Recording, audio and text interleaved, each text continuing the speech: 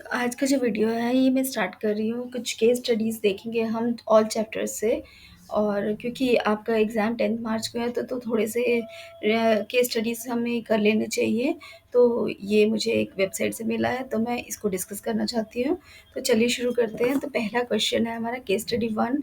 ये है आपका रियल नंबर चैप्टर फर्स्ट से है। तो हमारा क्वेश्चन है to enhance the reading skills of grade class 10th students, the school nominates you and two of your friends to set up a class library. There are two sections, section A and section B of grade 10. There are 32 students in section A and 36 students in section B. So, what is the minimum number of books you will acquire for the class library so that they can be distributed equally among students of section A और section B? तो देखो यहाँ पर सबसे पहले तो आपको बोला गया है कि दो sections है, section A and section B आपको बोला गया है। ठीक है, तो section A में कितने students हो रहे हैं? ये आपको बोला है 36। दिस इज सॉरी, इसमें 32 हैं सेक्शन ए में और सेक्शन बी में 36 स्टूडेंट्स हैं। अब हमें क्या करना है, we have to find out the what is the minimum number of books you will acquire. तो जब इस तरह के क्वेश्चन आते हैं, मिनिमम नंबर ऑफ सभी बच्चों को बुक एक्वायर करनी है, मतलब minimum number of book acquire for the class library so that they can distributed equally among the students. तो सभी बच्चों में इक्वली डिस्ट्रीब्यूट होना चाहिए। तो इस तरह का क्वेश्चन हमें समझ में आ रहा है कि हमें इसमें एलसीएम निकालना है। तो सबसे पहले हम यहाँ पर क्या करते हैं, 32 के फैक्टर्स निकाल लेते हैं। तो 32 का फैक्टर्स क्या होता है ये हमें पता है, it is 2 to the power 5। ठीक है, और यहाँ पर हम 36 के फैक्टर्स निकाल लेते हैं। ये होता है आपका this is 2 into 2 into 3 into 3, या हम लिख सकते हैं इसको 2 स्क्वायर इंटू 3 स्क्वायर। तो अब हम देखते हैं इन दोनों का एलसीएम कितना कितना होगा। इन दोनों का एलसीएम करेंगे तो हमारा एलसीएम कितना आ रहा है। तो फर्स्ट क्वेश्चन में हमारा एलसीएम होगा,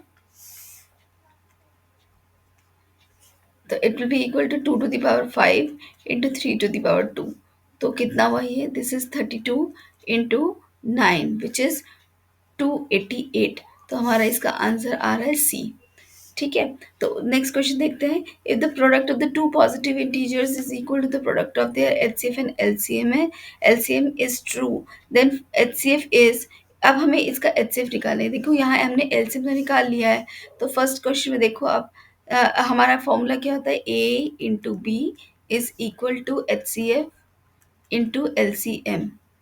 ठीक है, तो यहाँ से हम निकाल लेते हैं ए कितना है आपका, this is 32 into 36 equals to H C F हमें निकालना है and L C M is 288। तो बस हम इससे निकाल लेते हैं, H C F will be equal to 32 into 36 divided by 288। तो हमें पता है, हमने अभी देखो 32 इंटू 9 इज 288, तो 32 और यहाँ 9 हो जाएगा, 9 एंड दिस इज 4। तो हमारा एच सी एफ कितना आ रहा है, दिस इज इक्वल्स टू 4। ठीक है, तो यानी कि हमारा इसका आंसर है बी। ओके, नेक्स्ट पार्ट देखते हैं इसका। 36 can be expressed as a prime number, हमने अभी निकाला 36 का फैक्टर्स क्या है, 3 स्क्वायर एंड 2 स्क्वायर, यानी हमारा इसका आंसर है ए। द नेक्स्ट हम करते हैं, ये हमें क्वेश्चन दिया हुआ है, हमें बताना है कि is it a prime number और कंपोजिट नंबर और व्हाट इट इज़। तो देखते हैं, 7 इंटू 11 इंटू 13 इंटू 15 प्लस 15। ठीक है, तो इन दोनों में क्या कॉमन आ रहा है, सबसे पहले हम वो निकालते हैं। 15 कॉमन आ रहा है, तो ये आ रहा है 7 इंटू 11 इंटू 13 प्लस 1। तो ये हमें दिख ही रहा है कि ये कंपोजिट नंबर बन रहा है, क्योंकि एक फैक्टर तो ये है और दूसरा इन दोनों को मल्टीप्लाई करके होगा, तो इसीलिए ये एक कंपोजिट नंबर होगा। फिर भी हम इसको निकाल लेते हैं। तो इट इज़ 77 इंटू 13 प्लस 1। तो हम इसको मल्टीप्लाई कर लेते हैं। तो इसको मल्टीप्लाई कर लेते हैं हम। तो दिस विल बी इंटू 15, यानी ये आ रहा है 1002 इंटू 15, और इसको मल्टीप्लाई करेंगे तो ये आ जाएगा 30015। तो ये हमें दिख रहा है कंपोजिट नंबर। वैसे तो इतना करने की ज़रूरत ही नहीं है, क्योंकि ये एक नंबर है और एक नंबर जो इस ब्रैकेट में हम इसको सॉल्व करके लेंगे। तो यानी किसी भी कंपोजिट नंबर के हमारे दो फैक्टर्स होते हैं, तो ये दो फैक्टर्स तो हो ही गए हैं, दो से ज़्यादा होने चाहिए, तो इसलिए ये कंपोजिट नंबर है। तो इसका आंसर हमारा बी है। ठीक है, उसके बाद देख लेते हैं हम So if P and Q are positive integers such that P is equals to AB square and Q is equals to A square B are the prime numbers, A and B are the prime numbers, find then the LCM क्या हो जाएगा, क्या होता है, P है आपका A B square and Q है आपका A स्क्वायर B। तो इन दोनों में जो हाईएस्ट डिग्री होगी वही होगी दोनों में। A की हाईएस्ट डिग्री कितनी है, A स्क्वायर, और B की हाईएस्ट डिग्री क्या है, B स्क्वायर। तो हमारा आंसर क्या आ रहा है इसका, B। तो ये था हमारा फर्स्ट क्वेश्चन। तो हमारा नेक्स्ट केस स्टडी है, a seminar is being conducted by an educational organization where the participants will be educators of different subjects. The number of participants in Hindi, English and mathematics are 60, 84 and 108। तो मैं यहाँ फिर भी लिख देती हूँ, हिंदी के कितने हैं, हिंदी के हैं आपके 60 और इंग्लिश के हैं 84 एंड आपके मैथ्स के हैं 108। ठीक है, तो अब हमें इसके अकॉर्डिंगली हमें इसके क्वेश्चन सॉल्व करने हैं। तो क्वेश्चन है, in each room the same number of participants are to be seated and all of them being in the same subject, hence maximum number of participants that can accommodate in each room are. तो इसके लिए हमें क्या निकालना पड़ेगा, maximum number of participants हमें निकालने हैं कितने होने चाहिए। तो चलो देखते हैं हम। सबसे पहले तो हम इनका HCF एंड LCM निकाल लेते, इनके फैक्टर्स निकाल लेते हैं। तो सबसे पहले 60 के फैक्टर्स क्या हो जाएगा, 2 इंटू 30 यानी 2 इंटू 30 हो जाएगा 2 इंटू 15 यानी 3 इंटू 5। तो ये हो गया हमारा, इसको हम लिख सकते हैं 2 square into 3 into 5। Then we have is 84, 84 को हम लिख सकते हैं 2 इंटू 42, 42 मतलब 2 into 21, 21 is 3 into 7, that means 2 square into 3 into 7। And then we have is 804, तो ये होगा 2 इंटू 54 मतलब 2 इंटू 27 यानी 27 के फैक्टर्स करेंगे तो 3 इंटू 3 और we can say that 2 square into 3 cube. तो ये तो इसके फैक्टर्स आ गए। ठीक है, अब हमें इसका निकालना क्या है, in each room the same number of participants are to be seated and all of them being in the same subject, hence maximum number of participants can accommodate कि कितने हो जाएंगे, हम इसका निकालेंगे HCF। तो फर्स्ट केस के लिए हमें HCF निकालना है। HCF कितना आ रहा है हमारा, देखो इसमें हाईएस्ट कॉमन फैक्टर क्या है, 2 स्क्वायर और 3, तो कितना हुआ ये 4 इंटू 3 यानी कि 12। तो हमारा फर्स्ट आंसर आ रहा है 12, तो this is B. Then we have is what is the maximum number of rooms required during this event. अब हमें देखते हैं कितने रूम्स रिक्वायर्ड हैं।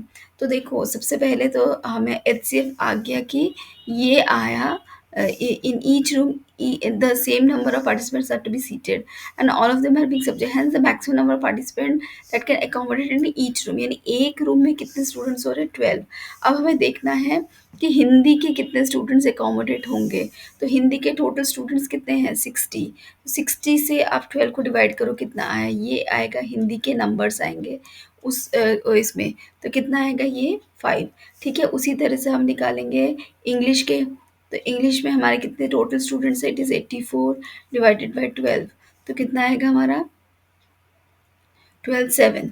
ठीक है, और उसके बाद आएगा ये एक और क्या था, मैथमेटिक्स में कितने थे आपके, इट इज़ 108 डिवाइडेड बाय 12, तो ये कितना आ जाएगा 9, है ना, 9 टू 18 है ना, 9 आ गया। तो हमारे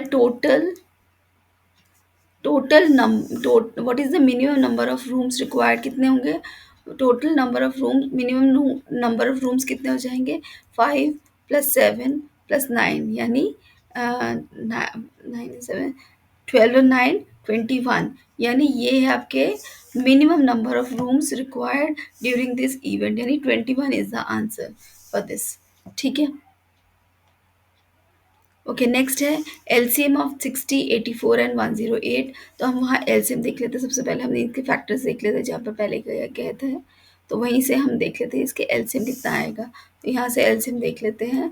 तो 2 की हाईएस्ट डिग्री कितनी, 2 स्क्वायर, 3 की हाईएस्ट डिग्री 3 क्यूब और इंटू 5 इंटू 7, ठीक है, तो यहाँ ये हो जाएगा टू टू, तो फोर फोर फाइव से 20, तो 20 इंटू 27 इंटू 7 कितना हुआ? 7 7 49, 2 7 14, 15 16 17 18 इंटू टू, तो 8 9 2 18, 8 2 16 17, 203, 3780। ठीक है, तो 3780 इज द आंसर। ठीक है, और उसके बाद देख लेते हैं the product of H C F and L C F कितना आता है। तो हमारा एल सी एफ कितना है? 3780, और एच सी एफ कितना था हमारा? It is 12। तो इसको हम मल्टीप्लाई करते हैं।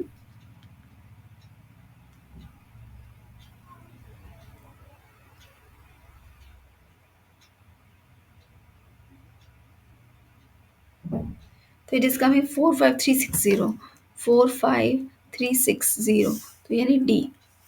एंड लास्ट क्वेश्चन है, how can we express 108 as the products of the prime numbers को? तो क्या क्या आएगा हमारा? हम पीछे देख लेते हैं हमारा क्या था, इसके फैक्टर्स क्या थे? 2 स्क्वायर इंटू 3 क्यूब, तो यही हमारा आंसर होगा, 2 स्क्वायर इंटू 3 क्यूब, तो D is the answer. Okay, our next case study है in mathematics exhibition is being sorry a mathematics exhibition is being conducted in your school, and one of your friend is making a model of factor tree. He has some difficulty and asks for your help in completing a quiz for the audience. Observes the factor tree and for answer the following. तो यहाँ पर पहला है आपका this x, तो इन दोनों को multiply करके x बन रहा है, सॉरी, तो हमें निकालना है कि what will value of x. सबसे पहले हमें एक्स निकालना है, तो एक्स क्या है? इन दोनों को मल्टीप्लाई करेंगे, यानी 5 इंटू 2783, तो कितना आएगा? 5 8 5 40, 1 7 5 35,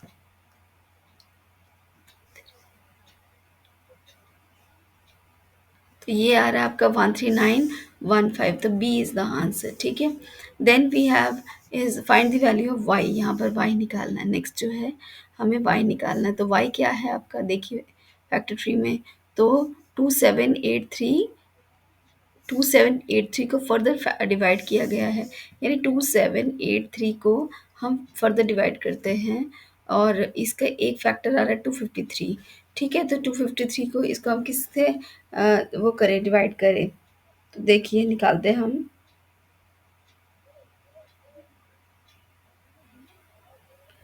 तो हम इसको एक बार देख लेते हैं, किससे मल्टीप्लाई करें ये हम, इसको हम डिवाइड कर लेते हैं, टू इन दोनों को डिवाइड कर लेंगे तो हो जाएगा, वैसे तो ये 11 से हो जाएगा, तो 11 टू ज़ा 22, 5 8 11 5 ज़ा 25, 11 सॉरी 55, 55 एंड 3 3 11 3, तो ये आपका आ जाएगा 11। तो y की वैल्यू आ रही है आपकी 11, यहाँ दिख ही रहा है बस, तो ये 11। ठीक है, तो y की वैल्यू आपकी आ गई 11, तो ये 11 है। एंड फर्दर z की वैल्यू फाइंड आउट करनी है। z क्या है? देखो ये z निकालना है, यानी 253 के फैक्टर्स निकालने। ए फैक्टर आपका 11 है, 11 से डिवाइड कीजिए, तो 11 2 ज़ा 22, 11 3 ज़ा 33, यानी ये आ जाएगा आपका 23, तो 23 बी इज़ द आंसर। ठीक है, तो ये तो 3 आंसर हो गए इसके, और क्या है क्वेश्चन इसमें? Next, according to the fundamental theory of arithmetic, 13915 is a composite number, prime number, neither prime nor composite, even number. तो ये तो हमें दिख ही रहा है, इसके फैक्टर्स, दो फैक्टर्स तो हमें दिख ही गए हैं। ठीक है, तो ये हमारा कंपोजिट नंबर है। Then we have the prime factorization of 13915, इसके फैक्टर्स देख लेते हैं। सबसे पहले देखिए हमारा ये कहाँ से आ रही है? 2783 इंटू 5, तो 13, क्या क्वेश्चन था हमारा? 13915, 915। तो सबसे पहले तो ये 5 से डिवाइड हुआ, तो इसके फैक्टर्स क्या बने? 52783। ठीक है, उसके बाद इसके क्या फैक्टर्स बने? 11, 11 से किया तो ये 253 हुआ, देन अगेन ये 11 से किया गया, तो ये आया आपका 23 आया। तो हम इसको लिख सकते हैं 5 इंटू 11 स्क्वायर इंटू 23। तो हम देख लेते हैं कौन सा ऑप्शन आता है। This is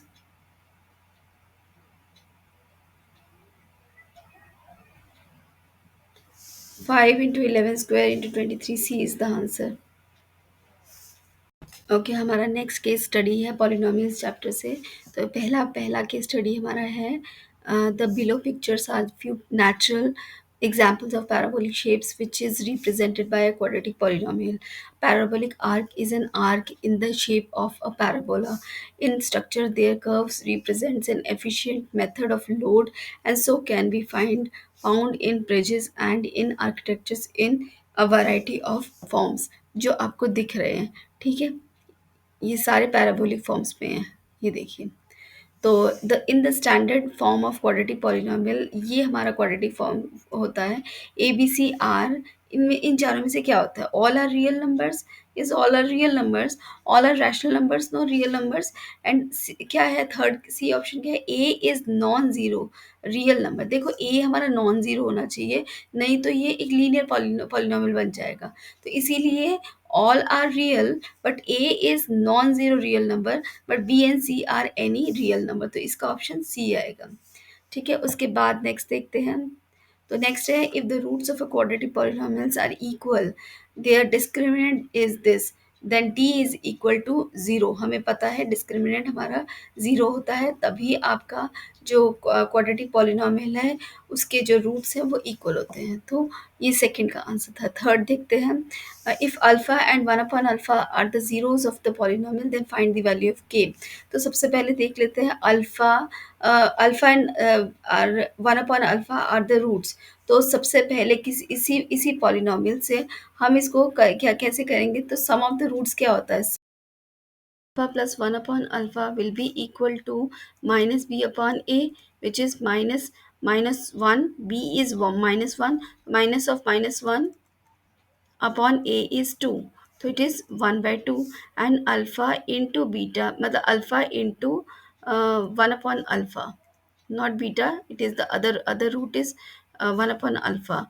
So this is equals to c upon a, which is equal to c is 8k upon a, यानी कि 4k। But what is alpha into, यहाँ पे मैं इसको ज़रा क्लीन कर दूँ, नहीं तो फिर बहुत गंदा लग रहा है। तो ये दोनों मल्टीप्लाई हो रहे हैं, तो यहाँ अल्फ़ा और वन अपॉन अल्फ़ा कैंसिल हो रहे हैं, यानी कि इधर से आ रहा है हमारा 4k इज इक्वल्स टू 1 आ रहा है, और we can say that k is equals to 1/4। तो यहाँ से हमारा आंसर आ रहा है k इज इक्वल्स टू 1/4। तो हमारा बी ऑप्शन है। Then we have is the graph of x square plus one equals to zero. ना इसको देखो, यहाँ पर हमारा ये किस तरह का ग्राफ है? It intersects x axis at two distinct points, touches x axis at a point, neither touches nor intersects x axis, और either touches or intersect x axis. आप इसको देखो, इसको सॉल्व कर, x square equals to minus one, तो ये तो आपका सॉल्व ही नहीं होगा, यानी कि ये neither touches nor intersects x axis. तो this is your answer for this. Next है आपका, the sum of the roots is minus p and the product of the roots is minus one upon p। तो polynomial क्या बनेगा? तो देखो, आपको sum दिया हुआ है, it is equals to minus p, and product आपको दिया हुआ है, प्रोडक्ट ऑफ रूट्स दिया हुआ है माइनस वन अपॉन पी। हमारा फॉर्मूला क्या होता है? K into x square minus sum of roots into x plus product of roots, यही हमारा फॉर्मूला होता है।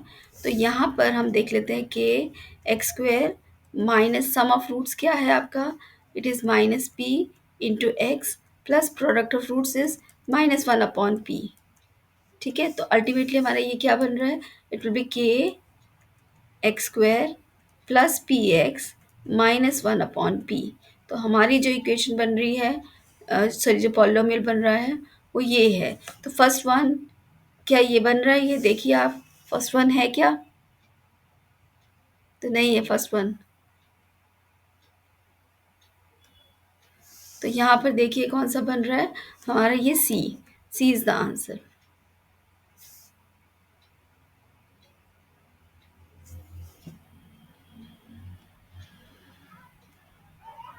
ओके, हमारी सेकंड की स्टडी है, an asana is a body posture originally and still a general term for sitting meditation pose, and later extended in Hatha yoga and modern yoga as exercise to any type of pose or position, adding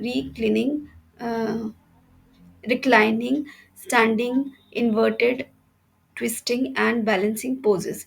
In the figure, one can observe that poses can be related to representation of a quadratic polynomial. तो आपको ये shapes दिख रहे हैं, this जो आसन दिख रहे हैं, तो इनके जो शेप्स हैं वो सारे के सारे आपको क्या दिखा रहे हैं? They all are the shapes of these poses are all parabola. तो पहला तो इसका डी आंसर है। तो graph of a parabola opens downward. तो आपका एक पैराबोला जो है क्या इक्वेशन होती है? A X square plus B X plus C. ठीक है, यही है आपका क्वाड्रेटिक पॉलिनोमियल। इसमें अगर ए आपका नेगेटिव होता है तो आपका जो है पैराबोला डाउनवर्ड इस तरह का शो करता है। ठीक है, तो यानी कि आपका यहाँ पर आंसर क्या आएगा? ए लेस देन 0। ए नेगेटिव होना चाहिए। The graph of a parabola opens downwards, तो वो ए नेगेटिव होता है तब। ठीक है, उसके बाद है in the graph how many zeroes are there in the polynomial. आपको ग्राफ दिख रहा है, 2 जीरोज दिख रहे हैं। यहाँ पर एक्स एक्सिस पे ये जो पैराबोला है कहाँ कट कर रहा है? 2 पॉइंट्स पर, एक तो आपका इस पॉइंट पर और एक इस पॉइंट पर, यानी 2 पॉइंट्स पर जहाँ पर भी ये एक्स एक्सिस को कट कर रहा है ये पैराबोला, वो हैं आपके जीरोज। और यहाँ पर कौन कौन से हैं? एक -2, एक 4। तो यहाँ पर पहले इसका आंसर तो हो गया आपका 2 ज़ीरोज़ हैं। और फोर्थ का आंसर क्या है? The 2 zeros in the above shown graph is एक -2 और एक 4 है, अभी मैंने बताया। ओके, नेक्स्ट है आपका the zeroes of quadratic polynomial. इसके ज़ीरोज़ निकालने हैं।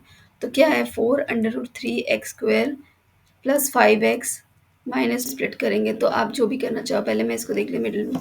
4 टू ज़ा 8 इंटू 8 थ्री ज़ा 4 टू ज़ा 8 थ्री ज़ा 24। 24 के फैक्टर्स देख लेते हैं।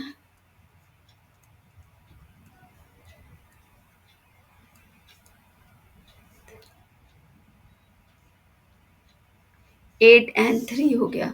तो 4√3x² plus 8x minus 3x minus 2√3। तो इन दोनों में क्या कॉमन है? इट इज़ 4 कॉमन आ रहा है। 4x क्या रह गया आपका? √3x प्लस यहाँ पर आ जाएगा 2। और इन दोनों में क्या कॉमन है? -1। तो ये हो जाएगा। और क्या कॉमन है? यहाँ 3 है, ये √3 है। मैं यहाँ पर √3 कॉमन लेती हूँ, तो ये √3x -2 सॉरी +2। तो अब इन दोनों में, इसमें और इसमें क्या कॉमन फैक्टर है? इट इज़ -3 √x +2 और ये हो जाएगा 4x माइनस √3। ठीक है, तो अब इन दोनों को हम इक्वेट करेंगे 0 से। तो क्या आएगा आपका? √3x +2 इक्वल्स टू 0 और x हो जाएगा आपका -2/√3। ठीक है, पहला तो हो गया ये। और दूसरा हो जाएगा 4x माइनस √3, इसको भी हम इक्वेट करेंगे 0 से। तो ये जो 4x इक्वल्स टू √3 और x will be equal to √3/4। तो ये दो आ रहे हैं हमारे -2/√3 -2/√3 एंड √3/4। तो बी इज़ द आंसर। ठीक है, तो आप इसको जैसे मर्जी सॉल्व कर सकते हो। तो मेरे लिए मिडिल टर्म ईजी लगता है, इसलिए मैंने इस तरह से किया। ठीक है, तो हमारा नेक्स्ट जो केस स्टडी है वो है आप chapter linear equation in two variable से है। तो चलिए शुरू करते हैं। A test consist of true और false questions. 1 mark is awarded for every correct answer, while 1/4 marks is deducted for every wrong answer. A student knew answers to some of the questions. Rest of the questions he attempted by guessing. He answered 120 questions and got 90 marks. तो सबसे पहले तो जो हमें given है उससे हम एक इक्वेशन बना लेते हैं। तो हमने मान लिया कि लेट करेक्ट आंसर्स उसके कितने हैं? करेक्ट अगर x है तो इनकरेक्ट कितने हैं? इनकरेक्ट y है। जिसको, और अगर टोटल जो इसके मार्क्स हैं, टोटल नंबर ऑफ क्वेश्चंस कितने हैं? 120 है। तो मैं y को मैं 120 माइनस x भी लिख सकती हूँ। ठीक है, तो अब हमें इक्वेशन दी हुई है। पहली इक्वेशन क्या बन रही है? Correct answers plus incorrect answers को मिलाकर कितना हो रहा है? 120, यानी टोटल क्वेश्चंस ये 120 हैं। ये हमारा पहला इक्वेशन बना। और दूसरा बन रहा है कि इसको 90 मार्क्स मिले। अब हम मार्क्स डिस्ट्रीब्यूशन करते हैं। तो मार्क्स की डिस्ट्रीब्यूशन करेंगे तो x यानी करेक्ट आंसर के लिए इसको कितने मिल रहे हैं? 1। और y जो है इनकरेक्ट है और उसके लिए इसको कितने डिडक्ट हो रहे हैं? 1/4 डिडक्ट हो रहे हैं। ठीक है, तो अब उसको मार्क्स कितने मिल रहे हैं? 95 मिल रहे हैं। तो ये समझ में आया। तो अब यहाँ से x - y/4 equals to 95, sorry not 95, it is 90 बन रहे हैं, 90 बन रहे हैं। ठीक है, तो ये हमारी हो गई सेकेंड इक्वेशन। तो अब हम इन दोनों इक्वेशन को सॉल्व कर लेते हैं। तो हम सीधा सीधा करते हैं, x plus y equals to 120 and x minus y by 4 equals to 90। तो मैं इनको माइनस कर देती हूँ, तो ये दोनों कैंसिल हो गए। यहाँ से आया y plus y by 4 equals to 30। Then ये हो जाएगा 5y/4 इक्वल्स टू 30, और 5y इक्वल्स टू 30 इंटू 4, और y is equals to 30 into 4 divided by 5। तो 5 6 6 4 ज़ा 24, यानी जो आपके y है इनकरेक्ट कितने हुए 24, और करेक्ट कितने हो जाएंगे x 120 माइनस 24, तो ये हो जाएगा आपका 96। तो x आ गया आपके 96, यानी कि आपके करेक्ट आंसर्स आ गए 96 और इनकरेक्ट 24। तो ये हमें पहले क्वेश्चन क्या था, if the all the question attempted guessing wrong then how many question did he answer correctly. तो ये आ गया आपका 96 और ये आ गया आपका 24। तो ये तो हमने जो हमारी फर्स्ट कंडीशन दी हुई थी उससे हमने सॉल्व कर लिया। अब हमें दे रहे if the answers to all the question he attempted by guessing were wrong and answered 80 correctly, यानी अब जो x है, x आपका 80 है, और जो बाकी रिमेनिंग कितने बचते, टोटल तो 120 हैं, तो y कितने हुए 120 माइनस 80, यानी कि 40 हो गए। ठीक है, तो अब हमें निकालने कितने मार्क्स हो रहे, तो x करेक्ट आंसर के लिए 1 प्लस y जो है 40 है, y के लिए इनकरेक्ट के लिए -1/4 इक्वल्स टू, हमें इसको मार्क्स निकालने कितने बन रहे हैं। तो x कितने हैं, this is 80 into 1 plus y is 40 into -1/4, तो ये हो जाएगा कैंसिल 10, तो हो जाएगा 80 माइनस 10 यानी कि 70, यानी कि उसको इस केस के लिए, थर्ड केस के लिए उसको कितने मिल रहे हैं, 70 मार्क्स मिल रहे हैं। तो ये आगे 70। और उसके बाद वाला क्वेश्चन देखते हैं, यहाँ पर है if answers to all the question attempted by guessing were wrong then how many questions answered correctly to score 95। अब हमें स्कोर दिया हुआ है 95, यानी कि x into 1 plus y into -1/4 equals to 95 हमें दिया हुआ है। ठीक है, तो अब हम कैसे निकालेंगे, हमें पता है y को हम क्या लिख सकते हैं, 120 माइनस एक्स लिख सकते हैं, और ये माइनस और प्लस यहाँ पर माइनस हो जाएगा divided by 4, and this is x equals to 95। इसको हम सॉल्व करते हैं, तो x माइनस, मैं इसको सॉल्व करती हूँ, मैं 120 divided by 4 is 120 divided by 4 minus x/4, तो ये हो जाएगा आपका 30। तो ये जगह x minus 30 minus x/4 equals to 95, और ये सॉल्व करके आता है आपका x माइनस, मैं ब्रैकेट ओपन कर रही हूँ, this is 30 plus x/4 equals to 95, और ये 30 विल गो दिस साइड, और ये हो जाएगा आपका 5x/4, इसको और इसको ऐड करने पर this is equals to 95 plus 30, तो कितना आ रहा है ये 5 9 10 11 12 125। तो x कितना आ जाएगा 125 into 4 divided by 5 and this is 25, यानी कि 100, यानी कि उसके करेक्ट आंसर्स इस केस में कितने आए 100, और इनकरेक्ट कितने आए y 120 यानी 20 इनकरेक्ट आए। ठीक है, x आपके 100 हो गए, यानी कि आपके करेक्ट आंसर्स 100 हैं, और रिमेनिंग जो है 20 आपके इनकरेक्ट आंसर्स हैं। तो ये था आपका आंसर। तो एक और केस स्टडी देख लेते हैं इसी चैप्टर का। Amit is planning to buy a house and the layout is given below. The design and the measurement has been made such that the areas of 2 bedrooms and the kitchens together is 95, यानी 2 bedroom और kitchen जो का area मिलाकर बन रहा है हमारा 95। तो हमारा जो लेआउट है ये गिवन है। ठीक है, based on the above information form a pair of linear equation two variables from this situation। तो सबसे पहले देखो हमें जो गिवन है क्या दिया हुआ है, 2 बेडरूम और किचन का एरिया मिलाकर 95 है। तो बेडरूम 1 का हम एरिया कितना हो जाएगा 5 इंटू एक्स, यानी 5x। सेकेंड बेडरूम का कितना हो जाएगा 5 इंटू, ये भी आपका x है, तो 5x। और किचन का कितना हो जाएगा, ये आपका 5 है, this part is 5 and this is y, then this 5y, तो this will be equal to 95।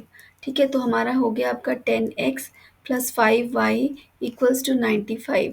तो हम इसको सिंप्लीफाई कर सकते हैं, तो ये जो 2x plus y equals to 5, 1 5, 5 9 45, तो ये हमारी एक इक्वेशन बनी। ठीक है, दिस इज़ फर्स्ट इक्वेशन। और दूसरा कंडीशन हमें क्या दिया हुआ है,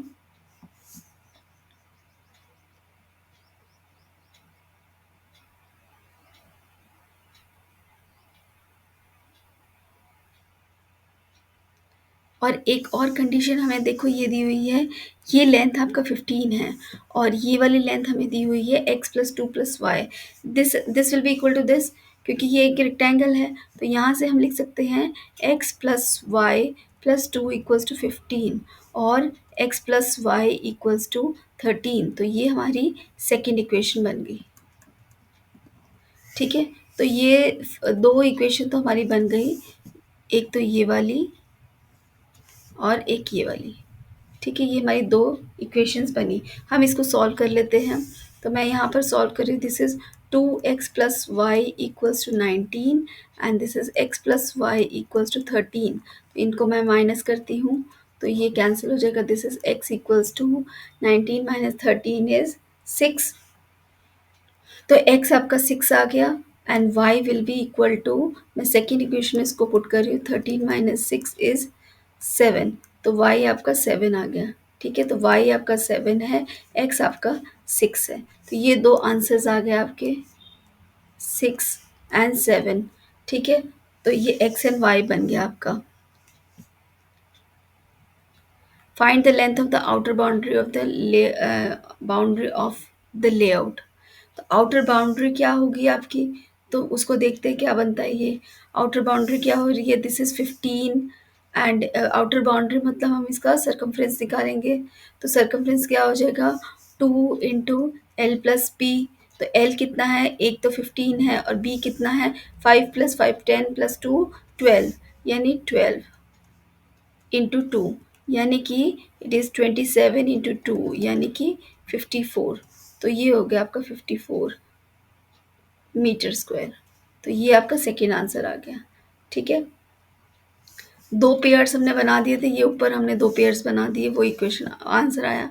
थर्ड पार्ट है हमारा, find the area, find the area of each bedroom and kitchen in the layout. Area of the bedroom कितना है, each bedroom, area of bedroom, bedroom कितना है हमारा 5 इंटू एक्स, एक्स हमारा कितना है 6, तो 5 6 है 30, तो एरिया ईच बेडरूम का कितना आया 30 मीटर स्क्वायर, तो ये तो आ गया बेडरूम का आ गया। ठीक है, और किचन का कितना था हमारा, ये था हमारा 5y, तो 5 इंटू 7 यानी कि 35 मीटर स्क्वायर, तो किचन का आ गया हमारा 35 metre square. Find the area of the living room. अब आप लिविंग रूम को देखते हैं, लिविंग रूम हमारा ये ग्रीन पोर्शन है, तो मैं इसको डिवाइड करूँ दो पार्ट में, तो पहला हो गया ये वाला पार्ट और दूसरा पार्ट हो गया ये वाला। तो फर्स्ट पार्ट में देखो कितना है, इसकी लेंथ कितनी है, ये है आपका दिस इज़ गिवन x, मतलब कि ये है आपका 6 और ये है 2, तो यानी कि इसका एरिया बन गया आपका 12। और सेकंड पार्ट का देखो, ये पार्ट कितना बना, दिस अगर ये 6 है तो ये कितना होगा 15 में से 9, तो 9 इंटू और ये 5 प्लस टू 7, 7 9 7 63। तो आई होप मैं ये सही कर रही हूँ, 15, दिस इज 6, तो this is 7 to 9, 9 7 6 9 7 63 and first area is 12, तो 1 plus 2 equals to living area which is equal to 12 plus 63, यानी कि 575 मीटर स्क्वायर। तो लिविंग एरिया का आपका आंसर आ गया 75 मीटर स्क्वायर, 75 मीटर स्क्वायर। ठीक है, find the cost of laying tiles in kitchen at the rate of 50 per metre square. तो हमारा किचन का एरिया 35 है, 35 मीटर स्क्वायर है, तो 35 इंटू 50 कितना हो जाएगा, 5 25 15 16 17 1750 रुपीज़। तो दिस विल बी 5 से 25, तो 15 16 70 1750, तो दिस इज अवर, ये हो जाए cost of laying the tiles in the kitchen. तो हमारा एरिया आ गया, उससे हम निकाल लेते हैं, ठीक है। तो दिस इज अवर आंसर। अच्छा, यहाँ एक मेरी मिस्टेक हो गई है। Find the length of the outer boundary हमें निकालना था, this is not metre square, it will be 54 metres. तो मैं इसको करेक्ट कर रही हूँ, 54 मीटर्स, ठीक है। तो आपको आई होप सारे आंसर्स मिल गए हैं। 30 मीटर स्क्वायर, ठीक है, this is 35 metre square, this is 1750 rupees, ठीक है। और ये 75 मीटर स्क्वायर, एंड ये दो इक्वेशंस हमने ऊपर बना ली थी, ये 1 एंड 2, ठीक है। तो ये था आंसर।